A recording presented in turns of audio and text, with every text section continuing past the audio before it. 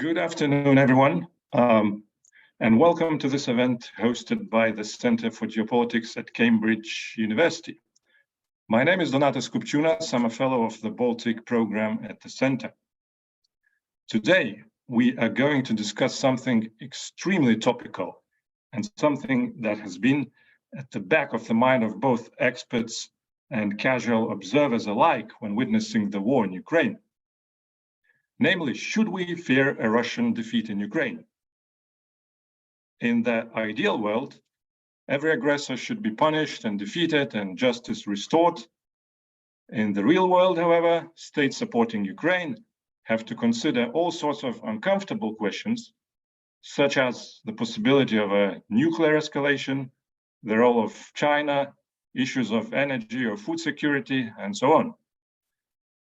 What we have witnessed so far, however, is a gradual ramping up of Western military support for Ukraine. Something that was unthinkable in February 2022, such as Western battle tanks returning to Ukraine after 80 years, is now the reality. And just recently, the British, for instance, started sending long-range cruise missiles to Ukraine. So the line of Western courage or involvement, if you will, is being pushed further and further. And the question is, where does this all end? And where and how do we want this to end? What sort of outcome do we foresee? And what outcome do we work for Ukraine, but also for Russia? So today we're going to dive into those fundamental questions, and we're privileged to have three excellent experts whose job is to think, if not to tell the future, then at least to think about the future and about all that. So before I introduce them, I have a little bit of online housekeeping to get through. So first of all, we will have the first speaker, Dmytro Zolotokin, outlining his proposition, and then we will have two other experts reacting to that proposition and giving their own views on the subject. Each talk will last no longer than 10 or maximum 15 minutes, and then we will have a Q&A session. You, the audience, are part of the event as well. If you have questions that you would like to put to our speakers, you can use the Q&A chat function at the bottom of your screens. Just please give your name and institution when sending in a question, and make sure you mention to whom this question is addressed.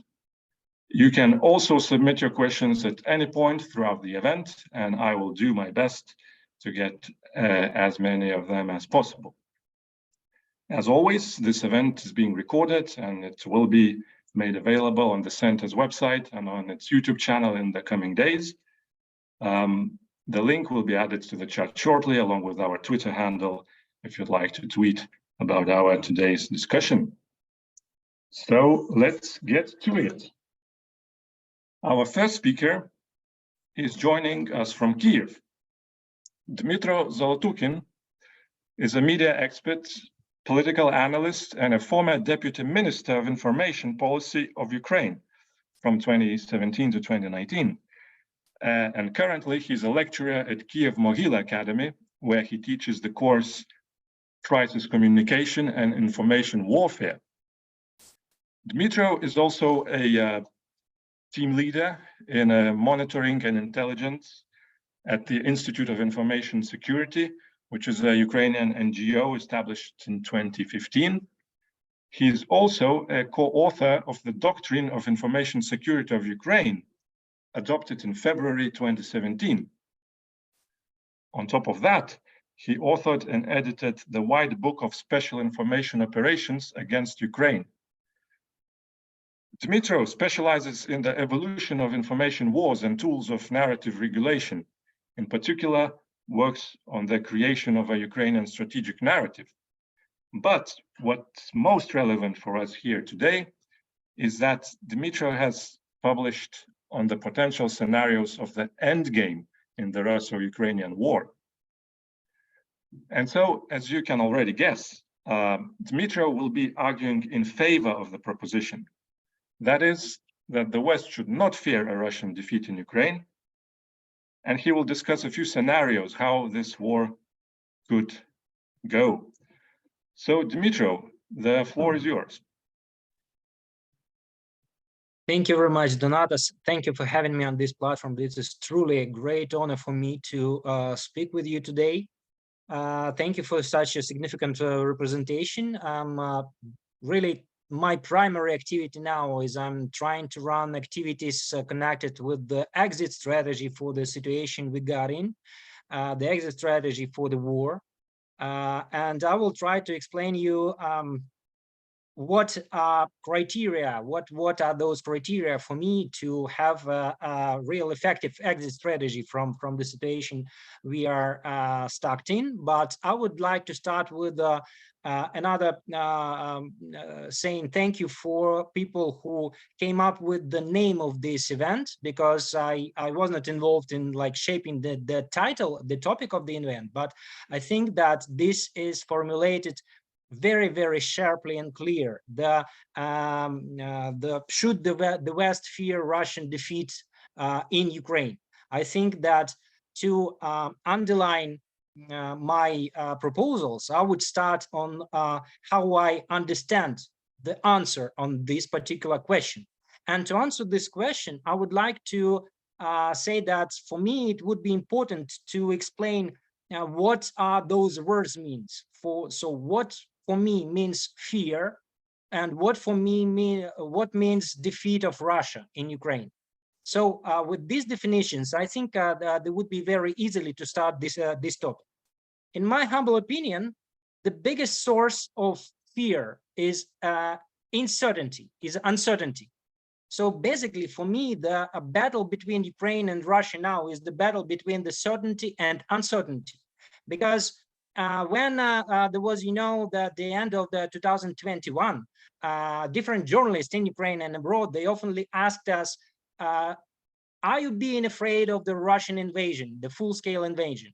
And the majority of experts, including the president of Ukraine, Volodymyr Zelensky, they say that, no, we should not be afraid of the invasion, but we should be prepared, because preparedness is eliminating the uncertainty. So they eliminated the uncertainty, means that we eliminate fear. And in our situation, there is a huge clash between different views on what uncertainty are, because now I keep seeing in the different media in the West saying that the basic scenario, the inertial scenario for what is going on now is in Ukraine is stalemate, so-called stalemate, when we do not have neither any victory of one of the sides, nor the defeat. So no peace, no war, but the stalemate of different parties. In my humble opinion, people choose the stalemate scenario just because they do not have to do anything with their actions. They just have to continue the policy. And it's explained by the statements, for example, of President of the United States, Joe Biden, who said that we're gonna support you as long as you need us. And this narrative says, like, it's been refraining and repeating on the different political panels. However, in my humble opinion, the message that Ukrainians send to the West, that we do not want the support as long as we need. We want the support to the end, and we want the end game scenario very fast in this year, or maximum till the elections in the United States till November 2024, because the uncertainty is growing. And on the other hand, the stalemate scenario is producing more uncertainty, because people, in my humble opinion, people making a mistake when they think that if they will not doing anything, if they are not like changing the situation dramatically, then the situation in Ukraine will be the same, approximately the same. So some people will die on the front. Some people will suffer from infrastructural problems in the civil cities, in Ukrainian cities. But on the big picture, it will not have an influence on big picture. In my humble opinion, this is a mistake, because if you put a stake on the stalemate, you exaggerate, like basically multiplication, you're doing the multiplication of the uncertainty. On the other hand, if we think that there should be some kind of exit strategy, the end for this situation, that makes us go to the definition, what would be the end, what would be the end game. And for me, the best end game for all the players, for all geopolitical parties, is the defeat of Russia in Ukraine. So now we have to shift to the explanation of the definition, what is defeat of Russia. So to start, we have to understand what means Russia, what do we understand on the word Russia. According to Article 1 of the Constitution of the Russian Federation, the Article 1 has 2 paragraphs. First paragraph, I will quote you, the Russian Federation, Russia, is a democratic federal law-bound state with a republican form of government. And second paragraph, I quote, the names Russian Federation and Russia shall be equal. In my humble opinion, both of these statements are totally untrue. First is the Russian Federation is not a democratic and basically is not a federal state, and it doesn't have the republican form of government. What we see now, the Constitution of Russian Federation had several amendments, and now it shows that Russia is built as an empire state. When we have the emperor, when we have the central power vertical, and this central power vertical says to everyone what to do and what not to do. Basically, it is like based on the terror towards the population. And second paragraph is also untrue, because the Russian Federation is not Russia, to my liking. And I would like to underline these articles that Putin published about Ukraine before the full-scale invasion. Putin was saying in his articles about Ukraine that there is no such state as Ukraine does not exist, because in Ukraine there are some Russian-speaking people living. So if they are Russian-speaking, we consider that they are Russians. So Russian people should live in Russia. So we have to invade to like eliminate the government, to replace the regime and to make it Russia. My mother-in-law is Russian philologist by her education. And father-in-law, who passed away several years ago, he also was the Russian philologist. They lived in Kharkiv. My wife was talking mostly Russian language till the first missile hit Kiev in February 2022. So now, unfortunately, or fortunately for us, she's talking only in Ukrainian. So our child, who is 6 years old, he is bilingual from his birth.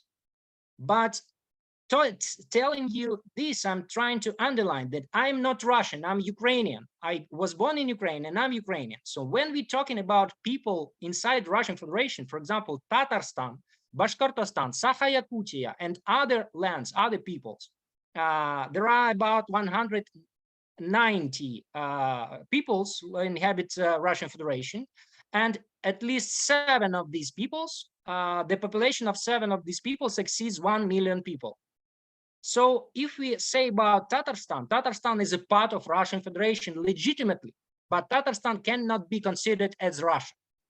So this is why when defining what Russia is, we have to understand that this is now imperial state that is absolutely occupied, the government of which is occupied by fundamentalists and people who are trying to make an empire based on a terror towards its own population. So speaking about the defeat of Russia, we are speaking about the defeat of this imperial power vertical that trying to make the empire out of the democratic federal state. So basically they are violating their own constitution. And for me, this definition is quite obvious and quite clear. So when we say that we want to defeat Russia, it means that we want to make a military success in Ukraine that will launch a political changes inside Russia, that will lead to the transformation inside the Russian Federation to make it like change its constitution and amend the constitution towards like logical things, to say, for example, that Russian Federation and Russia it's not equal names, because it's untrue, because Tatarstan can be the part of Russian Federation, and it legitimately is the part of Russian Federation. But Tatarstan is not part of Russia, because Tatarstan is Tatarstan, because this is absolutely another country, which, by the way, had a referendum to have its independence in 1992. So going further, I think that we have only three options of the outcome, the exit strategy from the situation that we have in Ukraine.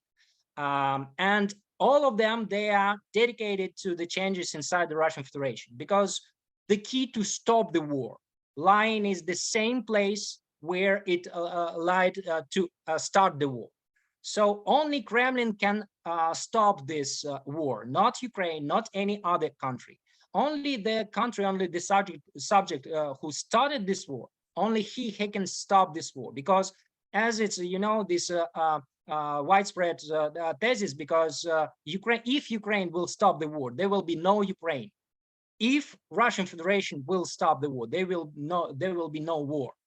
So the key is to understanding how Russian Federation should change, how it should transform, to bring us the understanding that the result of Ukrainian military success would be certainty over uncertainty. Because in my humble opinion, Western political leaders, they are concentrated on the issue that Ukrainian success on the battlefield will create huge uncertainty because of the potential of nuclear strikes, because of the China expansion, and so on and so forth. So this is uncertainty. So this is why, unfortunately, we are willing to take inertial scenario, and this inertial scenario we call stalemate. In my humble opinion, we can eliminate the uncertainty by defining what kind of outcomes can we see inside Russia. And these outcomes, they are based on the Ukrainian willing to have the very clear goal. We want to have a sustainable peace. And you can Google the Sustainable Peace Manifesto that was published by Ukrainian experts. There are more than 100 of different scientists and experts who put this online. A list of issues that is being called the Sustainable Peace Manifesto. The only will for us is to make an exit strategy in a way so our children will not have to renew this battle in some like 5, 7, or 15 years. And in this regard, in my humble opinion, we have three options. First is consolidation of power inside Kremlin. That will say that different elites will come to a consensus, and there will be either Vladimir Putin continue to be the president and nothing is changing, or there will be some kind of civilized transfer to someone else, maybe to someone more democratic, like Mishustin, for example, the prime minister of Russian Federation, or even Alexei Navalny, the well-known opposition leader. But without the changing of the power vertical that is being like structuring the political field in Russian Federation, nothing will change. And unfortunately, the threat for my children, for Ukrainians, it will remain that in some 7 and 15 years, those ideas will again hit Ukraine with another invasion. Second potential scenario is a turmoil. And unfortunately for me, and unfortunately for my colleagues, this scenario is considered very favorable for different Ukrainian speakers. In my humble opinion, the turmoil and the war of everybody with everybody inside Russia, this is a pessimistic scenario for us, because we will face with the same uncertainties that we all fear, because this is the uncertainty about the control on nuclear weapons and non-proliferation of nuclear weapons, because this is not understanding of different migration processes that can follow the turmoil, and so on and so forth. So turmoil will be the result of the clash of different elites when they will not have the consensus about who will succeed, who would be the successor of Putin's throne and Putin's emperor status. And third scenario is the controlled transformation of the Russian Federation, when the Russian Federation remains united as a federation, but the federation starts to fulfill its own constitution. That means that the power vertical is not working anymore. What I mean by saying power vertical is not working, I mean that the federal subjects like Tatarstan, Bashkortostan, and other subjects of the Federation, there are like 87, if I'm not mistaken, subjects of the Russian Federation. Each of them has its own rights according to the Constitution. It says in the Article 5 of the Constitution of the Russian Federation. And these rights, they prevent them to be obedient to the orders from the center, from the Kremlin. When Emperor said, you have to present me like 15 or 40,000 men who have to go to war with Ukraine and have to die in Ukraine. This situation when there will be the refederalization of Russian Federation, as for example, Mikhail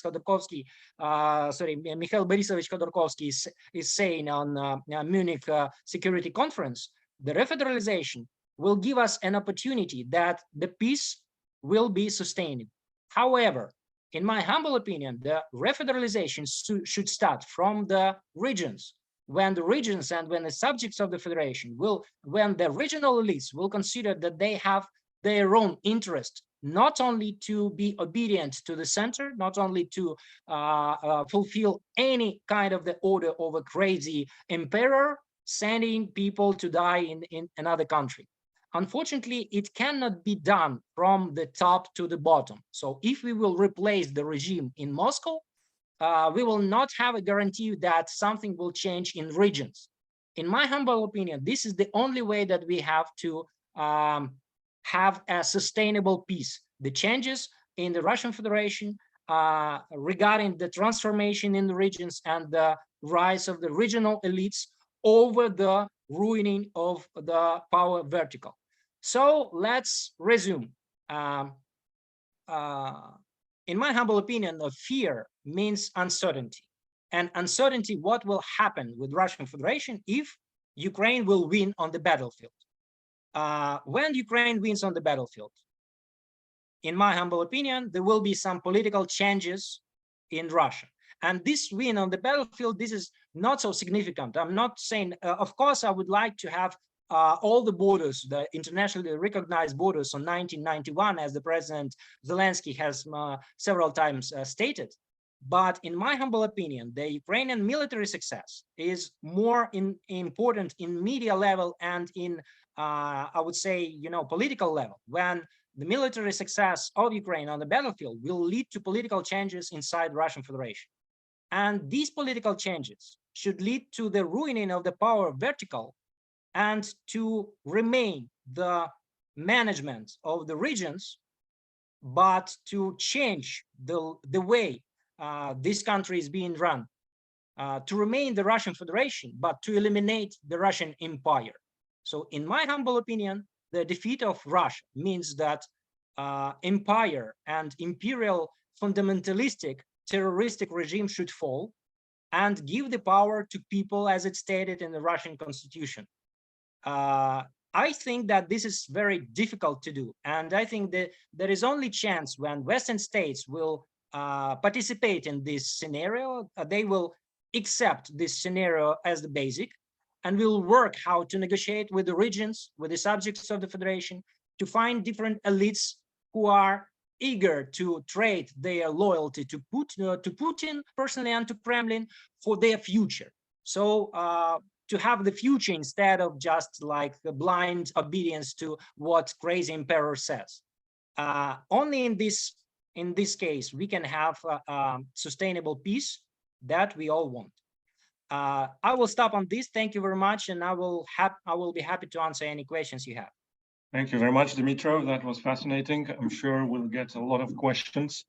Now we are going to Riga, and our second speaker is Tom Rostocks, who is a director at the Center for Security and Strategic Research of the National Defense Academy of Latvia. He's also Associate Professor of International Relations at the Department of Political Science at the University of Latvia. He's been a visiting researcher at the Humboldt University in Berlin and a visiting scholar at Rutgers State University of New Jersey. He's the co-editor of the edited volume Deterring Russia and Europe, published by Routledge in 2018. And his work has been published in Journal of Common Market Studies, Journal of Baltic Studies, Journal on Baltic Security, and Nationalities papers. His research interests includes deterrence, state intentions, Latvia's foreign security and defense policy, Russia's foreign policy, and the relationship between public opinion and foreign policy. So, Toms, how does it all look from Riga? I still have to get used to the fact that it's year 2023, and we have a Ukrainian, a Russian, Lithuanian, and Latvian, and we're discussing the possibility of Russia's defeat. As I said, I still have to get used to this. This is very unusual, and I do understand that we would like to remove uncertainty as much as possible, and we would like to model potential Russia's future trajectories. I'm afraid that it's virtually impossible because of the stage in war that we're currently in. Ukraine and Russia are currently in a particular stage in war where we anticipate what's going to happen this summer on the battlefield, and that will greatly shape military outcomes in this war. I do agree that if Russia suffers a military defeat, and the extent of that could be debatable, then it will lead to political change, turmoil, transformation in Russia. It's not guaranteed, but it's very likely that exactly this will happen. However, there are a couple of things that I would like to offer in terms of comments. So, despite wishing Ukraine as much military success as possible, I am still struck by how pessimistic that I am regarding the outcome of the war. I mean, there are worse outcomes and better outcomes. It's just that there's a possibility that whatever the outcome of the war will be, it will not be good for Ukraine, at least in the short term, and it will not be obviously good for Russia as well. If Russia wins, then obviously it's very bad for Ukraine. I don't think that's a strong possibility at this point. So it's very unlikely to happen, but still, obviously, it would be a very bad outcome for Ukraine. If there's some sort of stalemate or eventually frozen conflict where the two sides are exhausted, and instead of let's say suffering losses of 500 or more casualties per day, the warring parties dial down military fighting, then there might be a frozen conflict which can become more intensive at some point. So that would be a very bad outcome for Ukraine, because Ukraine would get this military help from the West, and yet the most optimistic results would not come to life. A stalemate would be bad for Ukraine's NATO membership. A stalemate would be bad for Ukraine's EU membership. Stalemate would be bad for Ukraine's economy. And stalemate would be bad for, in terms of Ukrainians coming back to Ukraine. Because if there's a strong possibility that fighting resumes, then many thousands of Ukrainians would not return. And the longer the stalemate lasts, you might just lose a lot of people who would stay abroad. This brings me to the third possibility, which is seemingly the most optimistic for Ukraine, which is Russia's defeat on the battlefield. I'm rooting for that, because this war has been very emotional for me as an academic, and it's been very difficult to keep myself in check.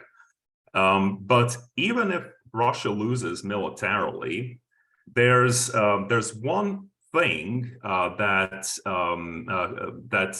I find quite concerning. So the same way as it takes two to go to war, so one side initiates the aggression, but the other fights back, and that's a war. So to have a peace, you also need two, because if one of the sides does not accept the outcome of the military conflict, then the war would go on. So if Russia decides, after having been defeated, that it cannot accept defeat, Putin's regime needs permanent war to stay in power, then they can probably produce a few dozens of missiles every month, and that would be enough to make life for Ukraine difficult. And that would make, again, return of Ukrainians more complicated. That would make economic reconstruction more complicated. Now it's May, and at least in Riga it's very warm, but there's going to be another winter. So what if Russia again begins to target Ukraine's energy infrastructure? I think that what is quite problematic is that we actually need Russia's cooperation to have peace. And this is concerning, because it seems to me that the Russian president is preparing his country for a longer war. Ending hostilities would mean defeat for Russia. So for him to survive at the helm of power in Russia requires war. And that is the reason why I'm quite pessimistic, because we actually need cooperation from Russia. And that cooperation would extend even beyond this. So even if Russia does not lob a certain number of missiles at Ukraine every month or every second month, there would be a very strong argument in favor of, punishing the war criminals. Also, reparations. The economic loss that Ukraine has suffered, that would eventually, that might reach an absurd amount of money, something like $1 trillion or euros. So reparations would be in order. To get those, we would need Russia's cooperation. And I just don't, the reason why I'm pessimistic is that I just don't see a reason why Russia would accept defeat.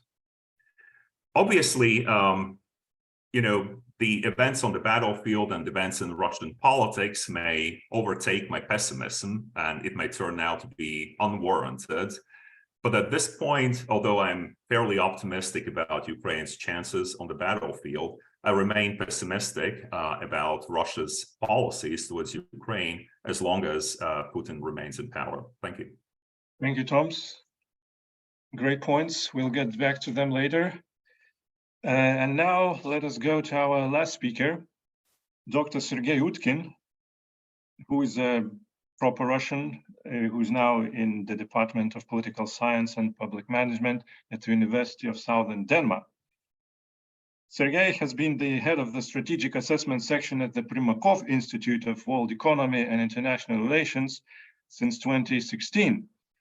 From 2016 until 2018, he also headed the Foreign and Security Policy Department at the Moscow-based Center for Strategic Research.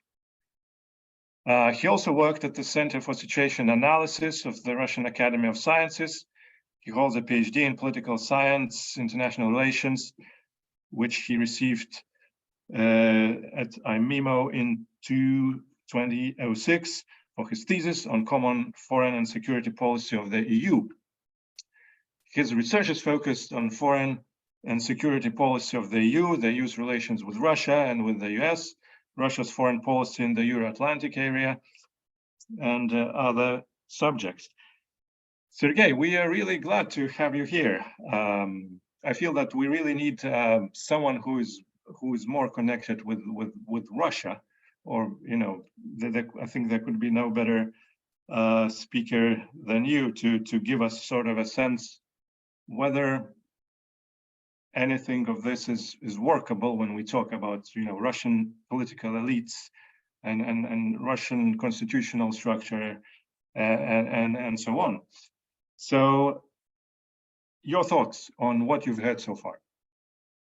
Thank you, Donatas. Thank you for inviting me. And I'm afraid none of us, wherever we are physically and what kind of background we have, has a crystal ball to know the future. I see that people in the highest offices in the most advanced countries who have all sorts of information available to them, including, like the high-end intelligence and satellite imagery and all that, they're also very often doing a guessing game. And this is, well, first, because in any situation, it's very hard to predict the future. But it is also because we are in the situation of war, which just adds to unpredictability. And in this sense, Dmytro started by saying that there's a problem with unpredictability, and you should reach a more predictable situation, or you should be able to figure out what the future might bring us. I'm afraid in a situation of war, unpredictability is just a natural feature of the environment. This is why wars are waged. If you could know in advance how the war would end, because you just calculate potential of this and that parties in the war, you could probably spare a lot of people's lives and resource. But this is what you cannot do. So on each side, you have determination that the situation will develop in their favor at some point, and that's the problem. So I'm afraid we cannot really get rid of uncertainty. But what I agree with Dmytro on is that indeed we should start with the formulation of this question that was offered by the organizers, and look into definitions of things that are in it. First, the fear. Fear has negative connotations immediately, and fear is something people don't like to admit that they have it. They try to get rid of it. They try to avoid situations when they feel fear, and at the same time, fear is natural instinct even in certain situations. What is the way out of that is probably that also those who do some very risky business, they try to make fear controlled, and then you probably call it different names like coercion, for example. And this is very instrumental in many situations, because imagine someone who doesn't have a fear of working at high altitude somewhere. It's not a bad thing. Could do some construction work on skyscrapers or something like that. But does it mean that the same person would just jump from the 10th floor because he or she, they don't have the fear of high altitude? They wouldn't do that. Also because they know what high altitude is. And I think the same happens with many purely military sides of this war. It's not like in the Western military, Western military staff that is quite experienced, that was involved in some pretty difficult operations in Afghanistan, elsewhere, in case of the US, more than that. I don't think that they would admit that they have fear, but they do have to keep different scenarios of military development in mind. They know probably more than we do about the implications of use of this and that kind of weapon. And at the same time, the bottom line is that we already see unprecedented deliveries of weapons to Ukraine, and primarily by the United States. So Dmytro mentioned that President Biden is somehow still restrained in his approach in support of Ukraine. I think, the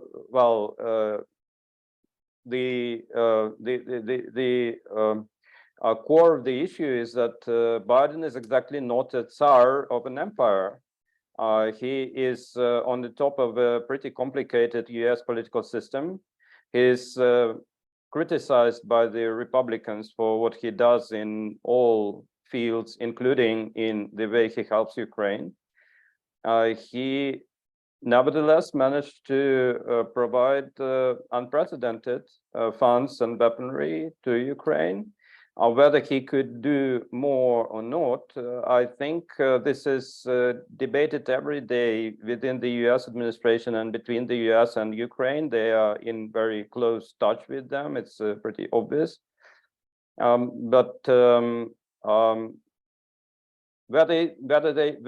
they don't do more because they feel fear, I doubt that. I think it's more like considering the details of what they can actually provide, where the technical limitations come, where you need more time to prepare personnel that could work with certain military technologies. These kind of considerations are like, well, what you can call elements of caution or rational calculation. It's not like they just have this emotion of fear and that's why they're paralyzed. They're not paralyzed. They support Ukraine constantly and again at unprecedented level. So in this sense, I think the underlying message of this presence of the word fear in your question is misleading, in a sense that it kind of pushes us to think if the West would be more courageous vis-a-vis Russia, then Ukraine will already get much more serious weapon and it would just easily get all its territory back, and that will be. I'm not sure that this is that simple and that we can truly think that this is the reason why the West discusses for such a long time what is and is not possible to deliver to Ukraine. And the other part of this question, the defeat, Dmytro offered one way of sort of reinterpreting defeat, concentrating on who is to be defeated, that it is Putin and say Russian imperialism that is to be defeated, and this is a possible approach. I can think of many people in the Russian opposition circles who would agree with that. But maybe it's just, maybe it's not even a contradicting approach, but a complementary one. But I would look at it from a somewhat different angle and say that the historical defeat of Russia is what we are living through now. So waging this war is the historical defeat of Russia. It's a defeat of the idea that Russia can be a progressive state that is focusing on well-being of its population.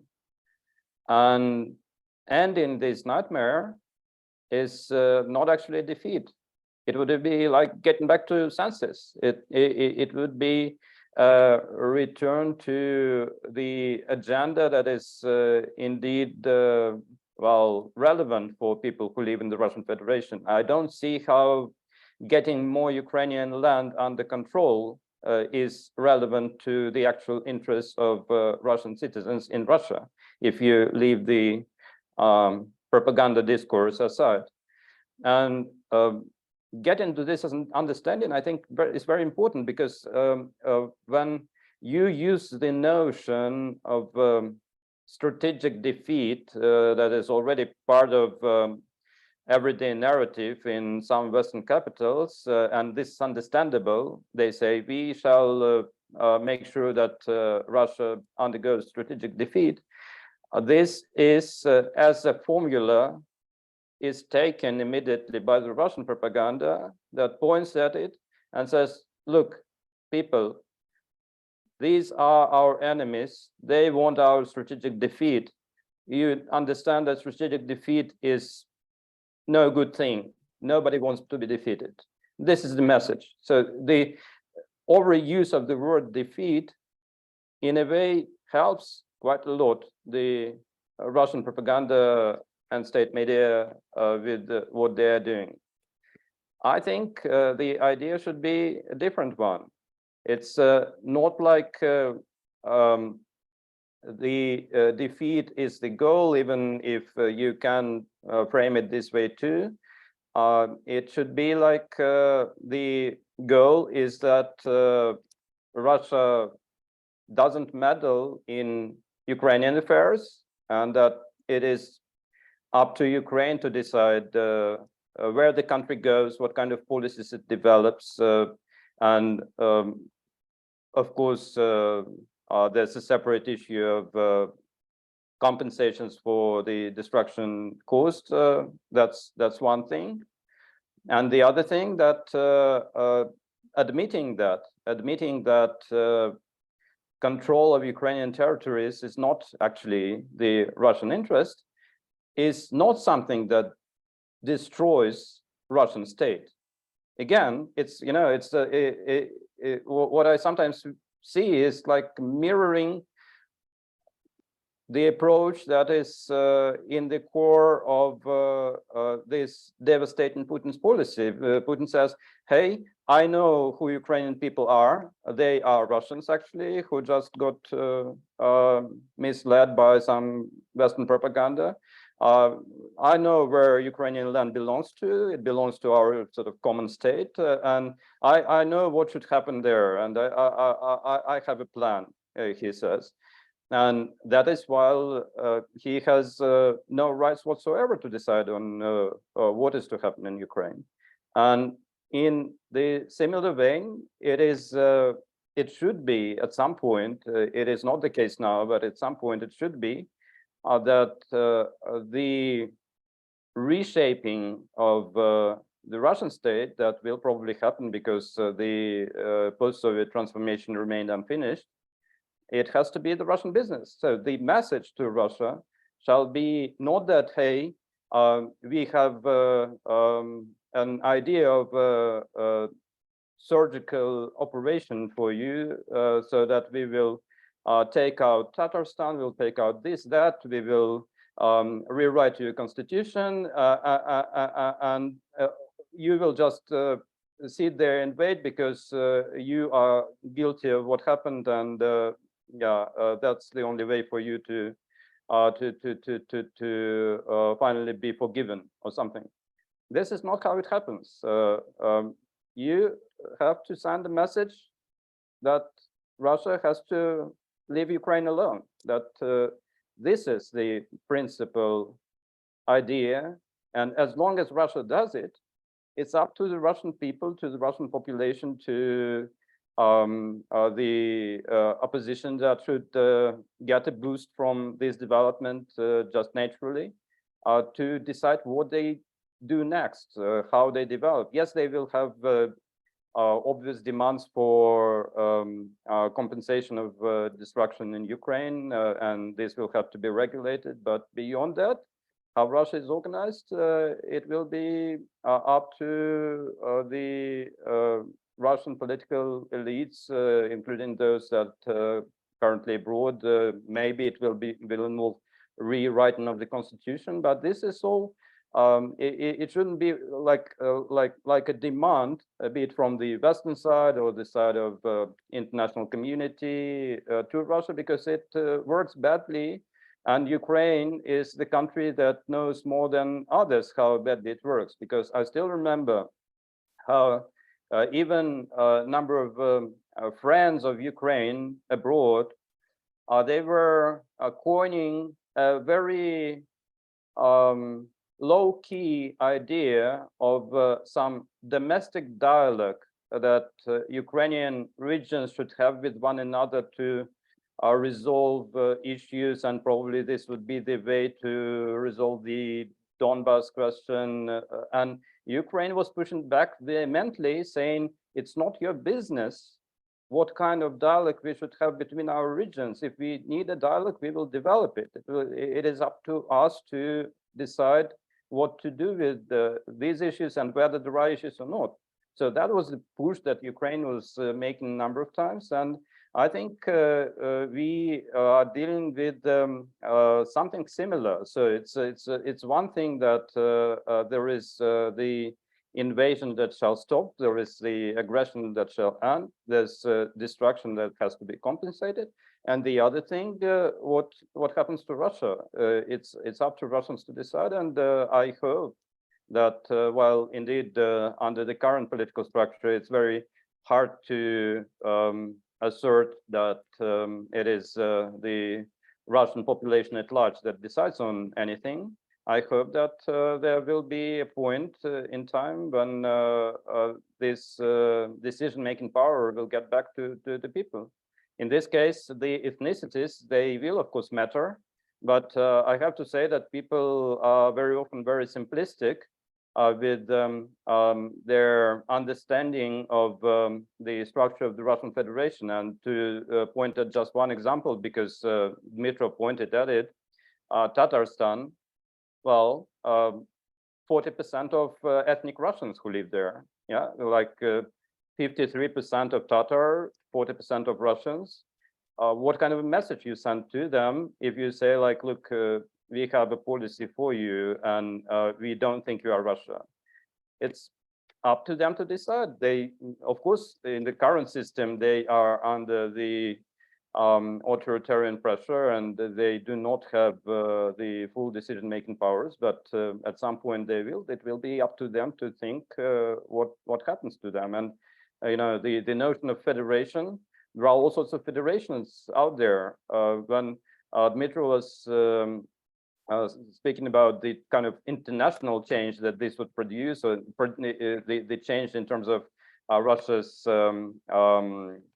foreign policy capacity or security capacities, I thought, well, is it like the United States being a federation deprived it of the military might? Not at all. You have Germany as a federation. Does it mean that German regions just do completely different things, one and the other, they go in different directions, have different foreign policies? No, it's not what the federations do. It's maybe confederations that don't live long as usual, and either split completely or they will turn or they turn into something more united. Yeah, there are a lot of ideas about what can happen to the Russian state structures. I think it's up to the Russian politicians at a different historical era to debate that.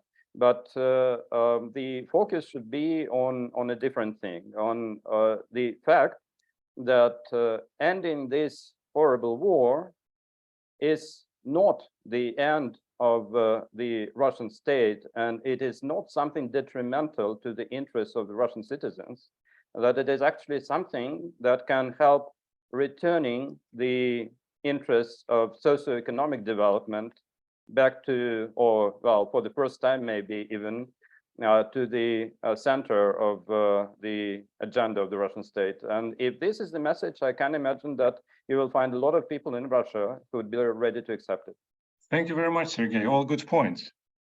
We have a lot of questions popping up here, but I'll abuse my position as a chair and I'll ask my really quick one.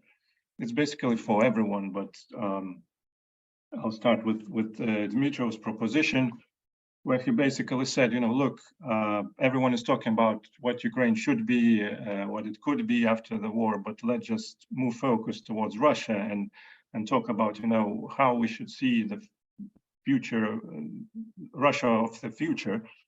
And the proposition that was made was basically, first of all, a regime change and then some sort of a constitutional refurbishment of Russia, if we will. And the idea is basically, correct, Dmitry, if I'm wrong, but for the West, in terms of, you know, what they could do is for them to work with the Russians, essentially start talking to the Russians, those who are in the opposition, and start engaging them, talking about all these things. But then my question is, who is there to work with? I mean, in Russia or outside Russia? I mean, you know, Boris Nemtsov was probably the best friend of Ukraine in Russia that Ukraine has ever had, and now he's dead. Putin has got him killed. You know, Karamurza, the junior, he's now in jail. Navalny, whatever, you know, his rights and wrongs, he is also out. Of course, I'd like to see, you know, someone like Milov to become the president of Russia, but how do you bring him back? And you know, so my question is who is there anyone to work with there? Thank you. I think I will be short because we have another air raid alert here. I would say that if you do not know some kind of representatives of the grassroots opposition groups in Russian Federation, and you see only Mikhail Khodorkovsky and Navalny and some others who are very well media represented in the West, it doesn't mean that they are not there. Because we have the Forum of the Post-Russia Free Nations. We have the League of Free Nations with different participants from the grassroots organizations on the ground, from Tatarstan, Bashkortostan, from starting from Ingria, Erzya, and many different states, including Sakha-Yakutia, which is on the east of the country. So there are very many people, not so maybe powerful in the media, that do not have an ability to deliver their thoughts, but they are there. They have to be listened to. They have to be invited to the table to negotiate. And unfortunately, it is impossible to have them have their voice heard unless the power vertical of Putin terroristic regime would be ruined somehow, and it cannot be ruined from inside. I just wanted to I have very many comments to what Sergey has said in different ways, but I just wanted to use my opportunity to stress one piece that he proposed to send a message to Russia of asking them to leave Ukraine alone. We are doing this every day by killing several thousands of Russian troops on Ukrainian ground. By killing thousands of Ukrainian troops, we send in the message, please leave Ukraine soil. Unfortunately, it's not working, and it will not working in decades, in centuries. And if it's not working by killing people, so how do we expect this work if we talk in the talks? So this is why my emotional message that there are people in Russian Federation that we have to listen to. Some of them, they are being loyal to Vladimir Putin and to the Kremlin, but they are not crazy. They understand that they have children, they have families, they have some assets in European countries, they have some savings in European and Western and American banks, and they are not totally crazy like Vladimir Putin is. But they are loyal to United Russia, they are loyal to Kremlin, and we have to talk to them, saying that you can trade your loyalty to your future. You can make a future for your children to exist instead of like being obedient to crazy emperor. We can listen to those grassroots opposition groups that are there, that are not so public.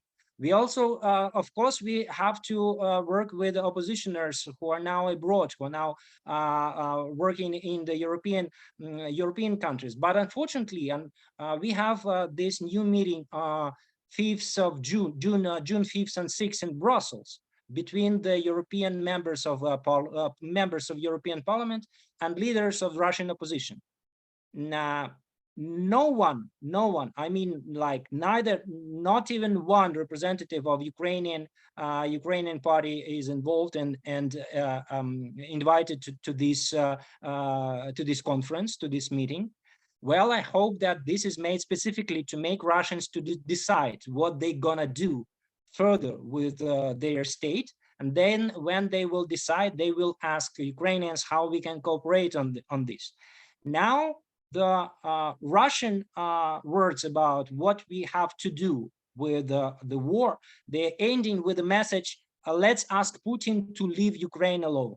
We're already doing this. Unfortunately, this practice is not working. So this is why I'm here to talk with you what we can do more. Any other comments? If not, I suggest we just go straight to other questions. Professor Brandon Sims, the director of the center, is asking, saying, I really enjoyed Dmytro's remarks. I see the attraction of federalizing Russia, but how would Russia then stop the PRC from taking a lump out of it in the East?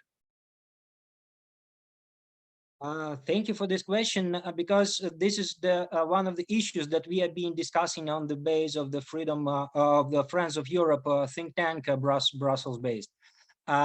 In my humble opinion, and my colleague Valery Pekar also says about this, that there is a huge potential in Chinese-Russian cooperation in the Polar Sea, in the polar region.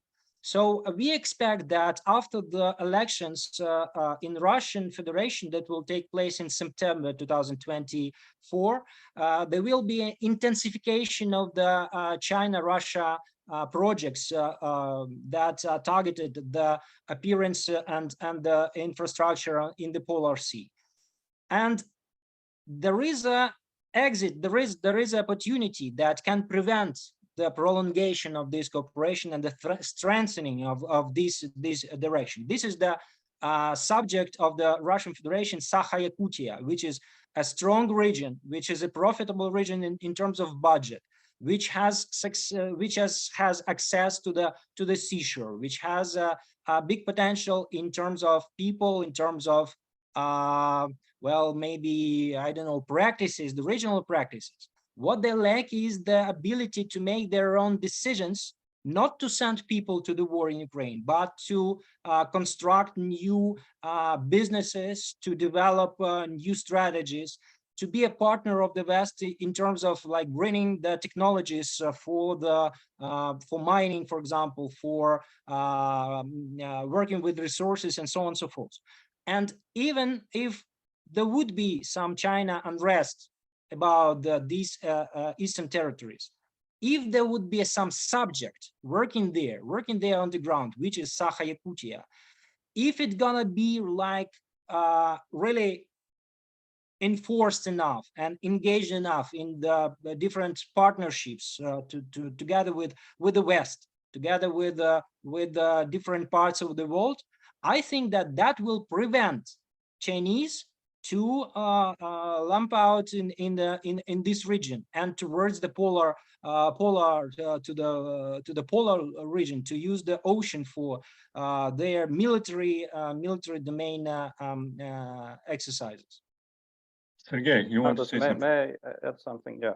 On China, well, on the one hand, I don't see the connection with federalization again. It's the United States is the federation, Mexico is the federation.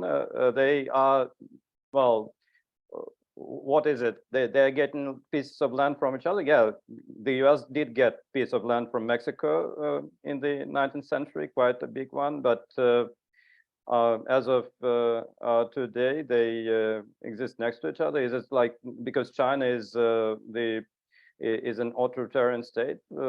I don't think that you have any automatic or even very strong linkage between federalization, like the true federalization, and any aggressiveness on the part of China, that there's some kind of a threat for Russia that can emerge just from the idea of federalization, which is in certain forms discussed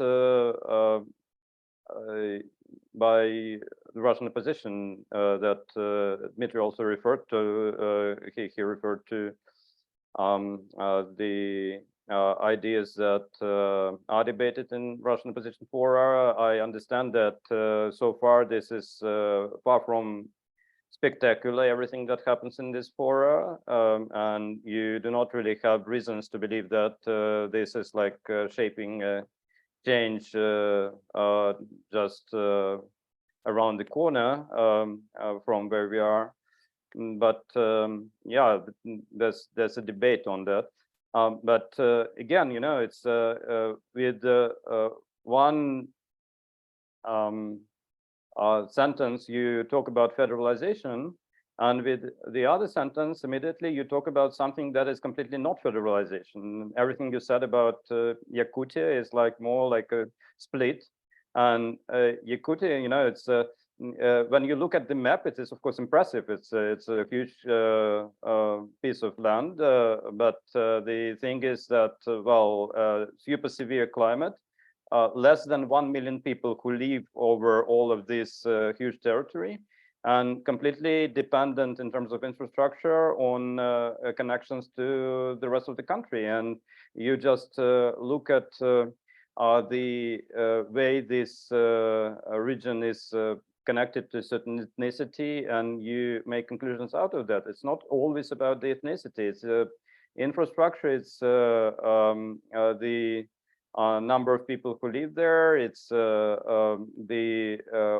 all sorts of connections that matter and that actually make presence of Yakutia in the structure of the Russian state not unnatural. And we somehow just point at the fact that, hey, this is like a place where you have certain ethnicity living, and you say that's that's the only thing we have to know. No.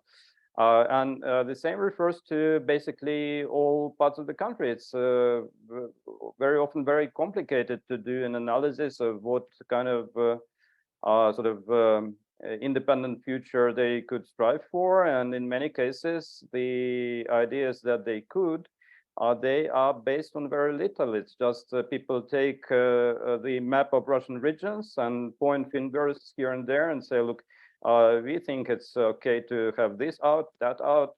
No, I think it's way more complicated, and also potentially way more dangerous because destruction is easy and creation is difficult, as we witness with the all destruction that happens every day during the war. Thank you, Sergey. Let's just jump to another question. And if I may ask, if you could just be a little bit shorter with your answers, because we still have quite a few to cover, and these are all good questions. One for Dmytro. What would be necessary to initiate a three-sided dialogue between Western Ukraine, or between the West, Ukraine, and Russia regarding exit strategies? First of all, we have to understand that we need to find the parties of these negotiations. For me, it is absolutely obvious that Vladimir Putin cannot be the party of these negotiations because, and all his circles, all people around him, because he is a war criminal, and the International Criminal Court issued an order on his arrest. So unfortunately, Vladimir Putin and the power that he represents cannot be the party of the negotiations. Unfortunately for me, again, Ukraine to a certain extent also cannot be a party of the negotiations because we obviously dependent on the support of the West. And we have to equalize our positions towards what we want and how we see the future, how to eliminate the uncertainty. So this is why I keep saying that the potential of the negotiations lies there when we can find the parties of the negotiations. And these parties, from my perspective, can be out of the Kremlin, out of Gazprom, out of the central bodies, and dedicated to the regional and opposition organizations, but mostly to people who are located inside the Russian Federation. In my humble opinion, Russian opposition outside of the Russian Federation cannot be the party of negotiations because they are not influencing anything. So for me, it's more effective to find people who may be publicly loyal to Vladimir Putin, who represent the United Russia Party in the regions, but they can understand that Vladimir Putin betrayed them by launching this outrageous and criminal war against Ukraine, and talk to them how they see their future further, not like with Kremlin, not with Putin, but with the West. And on the other side, maybe not the Western official politicians, but maybe some kind of political groups or political parties who can participate from the side of West to propose that the business as usual still can be with Russia, but on the other circumstances. So if European Union, if people in Europe, they want to have their houses warm, it doesn't mean that they have to work only with Gazprom because they need gas, not the Gazprom. They need the carbons from Russian Federation, not the unpredictable partner in the face of Kremlin and Gazprom. So if there would be this direct communication with Western parties and Russian subjects of Russian Federation parties, then we have at least a chance to start to talk. If we will concentrate to say that Zelensky and Putin have to sit on the table of negotiations, I don't see this as feasible in the nearest future or even at all. Thank you, Dmytro. Toms, would you like to come back on anything? Yes, a couple of things, and apologies for my absence for a few minutes. Electricity apparently did not go out in Kiev, but it went out in my house nearby Riga. A couple of things.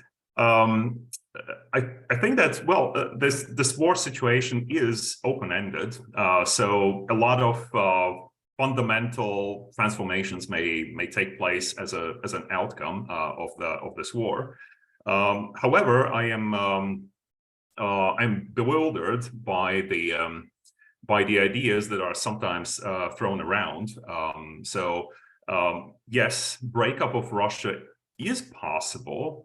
It's possible because it might happen under some crazy scenario, but it's also perhaps not very likely. So that we'll be facing Russia in its not necessarily with when in few years' time we'll be facing Russia with different political leadership, but still in one piece. And another remark regarding China. It's, in my understanding, it is Schrödinger's China. It's a China that is both a powerful authoritarian ally of Russia, while at the same time trying to gobble up Russian territory. And again, these things don't happen easily. They are technically possible at some point, but they're quite unlikely. So I would say that the defeat of Russian military in Ukraine might be an outcome of this war. Breakup of Russia, I'm a bit skeptical about that, and also I'm skeptical about China using Russia's weakness to take parts of Russia's territory. And finally, I think that also this question about the trilateral dialogue between West Ukraine and Russia, it's also an interesting idea in a sense that why would the West be acceptable party to negotiations for Russia? Would Russia be interested in sitting at the same table with Ukraine and the states that are arming Ukraine? Again, that might be a possibility if Russia is severely weakened and it's forced to negotiate with its adversaries and enemies, but it's not very likely. And I think it fundamentally boils down to this point that Sergei has been reiterating, that Russia's future will be probably decided by Russians, and Ukraine's future will be decided by Ukrainians. And we live in a world of sovereign states. I think that Russia has, well, I think the current leadership in Russia takes great pride in eliminating any external levers of influence regarding Russia's behavior. They've taken great pride in that. They talk about Russia as a truly sovereign country, and obviously the Baltic states and Ukraine are not sovereign because we're, they call us different names. But I think that whether Putin is in power or somebody else, Russia wouldn't want to have too much outside influence on its behavior. Thank you. Thank you, Tom. Sergei, we have a couple of minutes remaining, so if you could be brief. Negotiations prospect, I think, is important enough to spend those couple of minutes on that. I don't expect any negotiations on big issues to happen anytime soon, indeed, because there are no messages even from on the Russian side that they gave up the initial claims made in this war, and that there's a readiness to negotiate. At the same time, on some smaller issues, negotiations are going on, even with these people who have like zero trust to each other. They somehow managed to exchange prisoners of war. They somehow managed to keep, although very troubled, deal on grain exports. And some people see these as sort of first very minor steps that could lead to something bigger. I'm not 100% sure that this is indeed the immediate prospect, but you see that even during the hot war, there are some communication channels. So if the prisoners of war get exchanged, that means that people somehow call to each other and agree on the lists, and the same happens with grain and vessels in the Black Sea, and can happen to some other topics. But the problem is, of course, as long as the initial claim made by Russia in the war is there, it's very hard to even find the language to talk about the core issues. So it does take a complete rethink of Russia, by Russia, of what its interests are in this, to come to the conclusion that the interests as they are formulated officially, they are false. They lead nowhere. They lead just to more and more destruction, and they don't create any gains for Russia. But if at some point this conclusion is made, I can imagine that there will be a place at the table for the West as, say, major stakeholder, right? It's not like the West can be mediator between two parties, sort of looking impartially both ways, no. But it is a major stakeholder in support of Ukraine here. It can be that some other countries would also find a way to contribute, both in terms of facilitating the negotiations and in terms of contributing to the restoration of Ukraine, which will require a lot of technical expertise and know-how that a number of countries around the world have. So number of participants in that can be different, and this is why I actually find moderately promising the idea that some people coin these days, the idea of some contact group.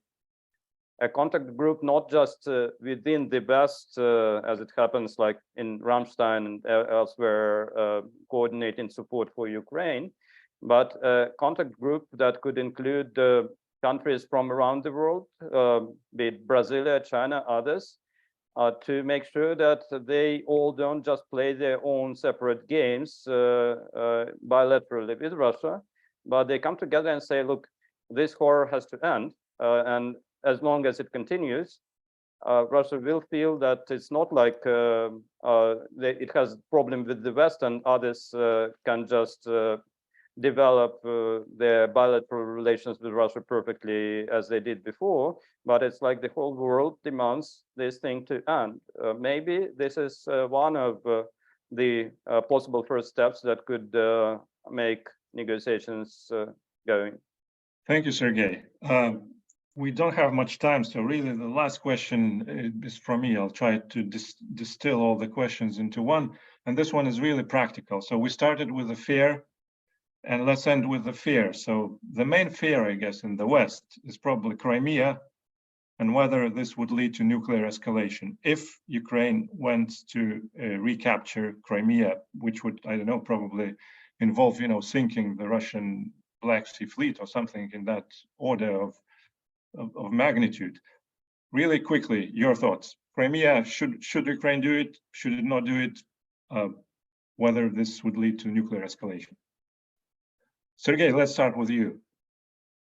Well, I think the nuclear issue is on the one hand, it's serious. On the other, it is, of course, used for political messaging and even blackmail. So not every time when you hear about nuclear scenarios imminent, you should believe that. But at the same time, to just discard that completely and say, look, nuclear weapons do not matter is also not the right way. So that requires a more delicate approach. And of course, if the nuclear weapons in any shape and form gets used, this will be another step, a very important step on this escalation ladder. And it can have negative consequences even in itself. Whether it can be related somehow to Crimea, I think at this point it's of course very speculative on the part of Ukraine. Very often when the counteroffensive is talked about and other actions that Ukraine can potentially make, I have a feeling like people indeed believe that the only thing that stops Ukraine from gaining it all is hesitation. That Ukraine hesitates, that the West is hesitating.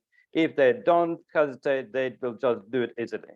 So I doubt this. I doubt that it is such a straightforward counteroffensive that can make such gains. And I see that on the part of Ukrainian government. Recently, you had some attempts at expectation management to send people a message that, hey, if you believe that this counteroffensive that is discussed so often, it will be something miraculous, probably it will not. And in this case, if the limitations indeed exist in more than just hesitation on decision making on the Ukrainian side, then probably this will be the constraint and not the fear of nuclear escalation on the Russian side. And the whole development of the war actually showed that Russia is also not 10 feet tall and not the country that militarily can achieve anything it wants in 3 days, which is also an important conclusion that people now in various capitals take into account when they develop their military and when they assess what they can expect from Russia to do. Thank you, Sergei. Dmytro, your thoughts, really quickly. In my humble opinion, all these angles should be regarded in absolutely different ways, because as for me, Crimea would be it will be recaptured by Ukrainian armed forces one way or another, sooner or later. It is not an issue of decision whether or not it should be recaptured. It should be. But in terms of communication of counteroffensive, in my humble opinion, yes, there are very many communication faults that were made in terms of explanation what is counteroffensive and how we should be prepared for this. And international Western media played a great role into, like, making this word kind of magic stick, which is not. As for the nuclear escalation, I would say that besides of any usage of the nuclear weapons, Russian army is controlling Zaporizhia nuclear power plant, and without any escalatory measures, it can do anything with the nuclear power plant by exploding it, by making some different actions, how to poison the territory around of it. And this is south of Zaporizhia region. It can seriously engage into what's happening on the ground in the region where counteroffensive can be potentially made. But if they do this, who knows where the cloud will go, where the cloud of the poisoned, I mean, nuclear different air and clouds will go. In terms of potential terms and potential actions in this year, of course, this I agree with Sergei. This is unpredictable. We shouldn't elaborate on this, but we have to understand that actually Crimea is an island. So this is an island in terms of that he has only two ways of supplies, like Kerch Bridge and the ground way on the Ukrainian territory, which now is under the control of Russian army. When these two ways will be just cut, so then Russian army will leave Crimea by their own, just with the control of Kerch Bridge and the ground way with the artillery and the missiles from the Ukrainian side. So I think this is not a question whether Crimea would be recaptured or not. The question is when and how, and whether we can do it with a less amount of casualties. And of course, Crimea is the core, as the pillar of Russian propaganda. And if Crimea would be recaptured by Ukrainian army, all the Russian propaganda structure and imperial structure of the Russian Federation will immediately ruin and bury the Putin's power and Putin himself under this. Thank you, Dmytro. And Tom, your final words as a compensation for you cutting out. Thank you. 10 minutes ago that we have a couple of minutes, so I'll try to be very brief. I think that the fear of nuclear escalation, I think we should have reasonable concerns. If someone has said that he's not bluffing, although it looked like it was a bluff, well, at some point, this may happen, unfortunately. But at the same time, I agree that this Russia's nuclear messaging has been, well, mostly for messaging purposes to slow down Western arms supplies to Ukraine. And but I think that there's one scenario where the use of nuclear weapons becomes more likely. I mean, if Ukraine wins militarily, is approaching the point of victory, and if there's political change in Russia, then nuclear escalation becomes very unlikely. If, however, the Russian military is losing quickly, then and Putin is still in power, then the chances are higher. Still quite low, but they are higher. Thank you. Thank you, Toms. I'm afraid this is all we have time for this evening. First of all, warmest thanks to Dmitro, Toms, and Sergey, who gave us really some food for thought.